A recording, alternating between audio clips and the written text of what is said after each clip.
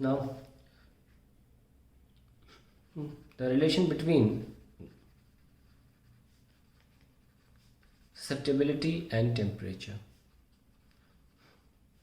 अगर हम बात करें डायमैग्नेटिज्म की,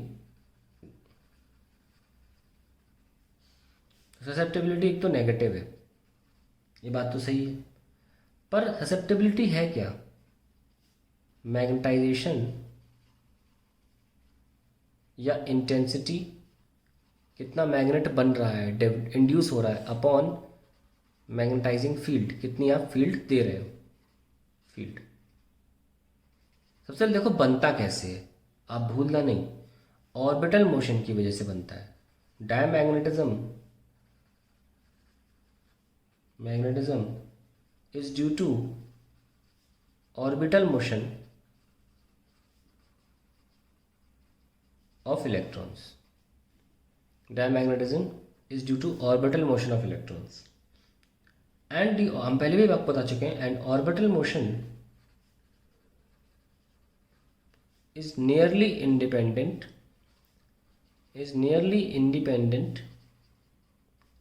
of temperature. तो जब डायमैग्नेटिज्म यानी कि मैग्नेटिक इंडक्शन कि मैग्नेटाइज हो रहा है एक मटेरियल, भले अपोजिट दिशा में हो रहा है, वीकली हो रहा है, पर वो डिपेंड ही नहीं कर रहा टेम्परेचर पे, तो अल्टीमेटली ससेप्टिबिलिटी जो है, हम कहना चाहते हैं कि जो एम वैल्यू होती है इंटेंसिटी ऑफ मैग्नेटाइजेशन की, इसको हम बोलते हैं intensity of magnetization, does not depend on temperature. जो भी मैग्नेटिज्म प्रोड्यूस होता है एक डायमैग्नेटिक मटेरियल में एक एक्सटर्नल मैग्नेटिक फील्ड के आने की वजह से, वो जो प्रोड्यूस हो रहा है वो डिपेंड ही नहीं कर रहा टेम्परेचर पे, does not depend on temperature, क्योंकि वो ऑर्बिटल मोशन से बनता है और ऑर्बिटल मोशन पर टेम्परेचर का कोई जोर नहीं है। तो हम इन टर्न बोल सकते हैं ससेप्टिबिलिटी भी इंडिपेंडेंट हुई, independent of temperature for diamagnetic material, for diamagnetic material। तो इसीलिए हम जब ग्राफ बनाएंगे तो ग्राफ कैसा बनेगा, स्ट्रेट लाइन। अब बात करते हैं पैरामैग्नेटिक मटेरियल्स के लिए। Paramagnetic materials,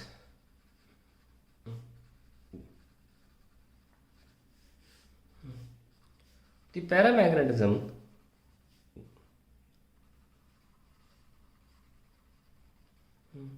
is due to alignment of magnetic dipoles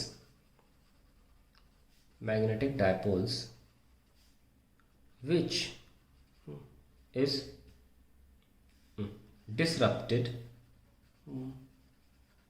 या यू कहिए disturbed by हाई टेम्परेचर। यानी कि आपका अलाइनमेंट खराब हो रहा है टेम्परेचर बढ़ाने से। हम कह सकते हैं कि अलाइनमेंट, शब्द में alignment decreases when temperature increases. ये हुआ ना, इसका मतलब ये हुआ कि इंटेंसिटी ऑफ मैग्नेटाइजेशन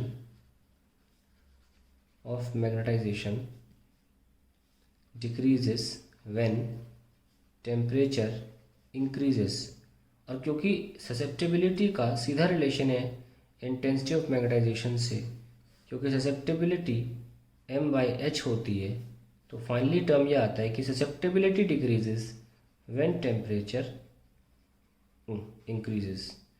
और पेरी क्यूरी ने फिर ये लॉ दिया, Curie's law,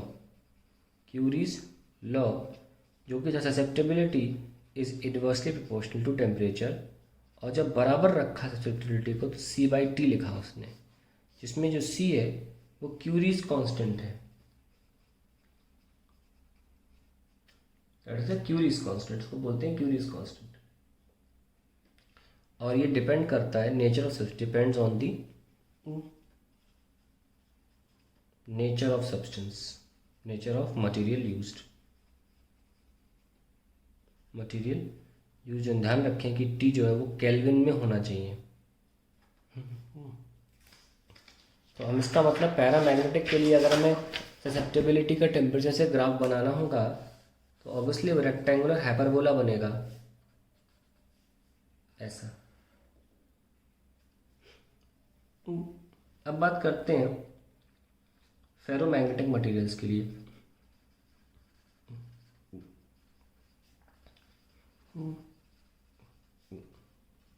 materials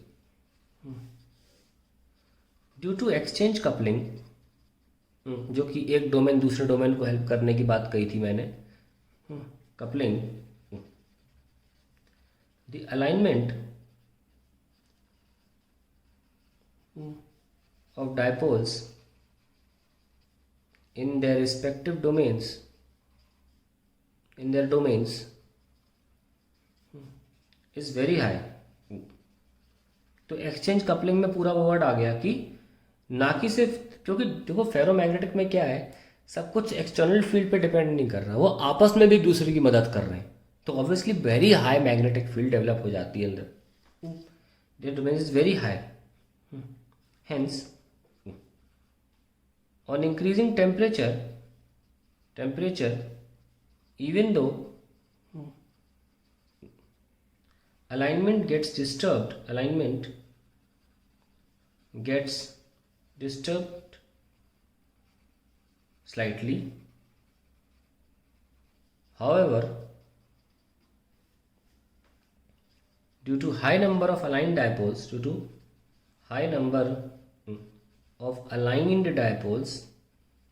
aligned dipoles, there is not much effect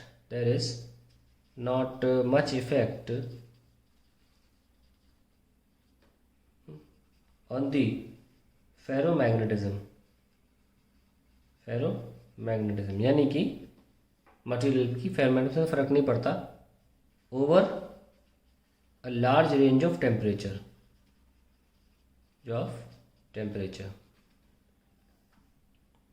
काफ़ी टेम्परेचर तक। तो अगर हमें ससेप्टेबिलिटी ग्राफ बनाना होगा तो देखो कैसे बनाएंगे हम टेम्परेचर के साथ फेरोमैग्नेटिक के लिए, नॉट डिपेंडिंग, हल्का सा वेरिएशन दिखाएंगे लेकिन नॉट डिपेंडिंग, लेकिन एक पर्टिकुलर टेम्परेचर आएगा और इसको हम क्यूरी पॉइंट बोलते हैं, क्यूरी टेम्परेचर बोलते हैं, टीसी से दिखाया जाता है इसको। इसके बाद क्या होता है कि मटेरियल जो है वो फेरो रहता नहीं है, वो पैरामैग्नेटिक बन जाता है और ऐसा बिहेवियर फिर दिखाने लगता है। इसमें कोई बड़ी बात तो नहीं है। तो ये ग्राफ बनेगा फेरो के लिए, ठीक है ना। और इसके लिए ससेप्टेबिलिटी का एक मॉडिफाइड लॉ आता है, क्यूरीज एंड वीज लॉ, जो इस तरीके से दिया गया था। इसमें टीसी जो है वो क्यूरीज टेम्परेचर है और टी अप्लाइड टेम्परेचर है, and obviously T is greater than TC, अथवा ससेप्टेबिलिटी नेगेटिव आ जाएगी जो कि सिर्फ डाया की होती है। So that is about all the things like we have to cover in magnetic materials.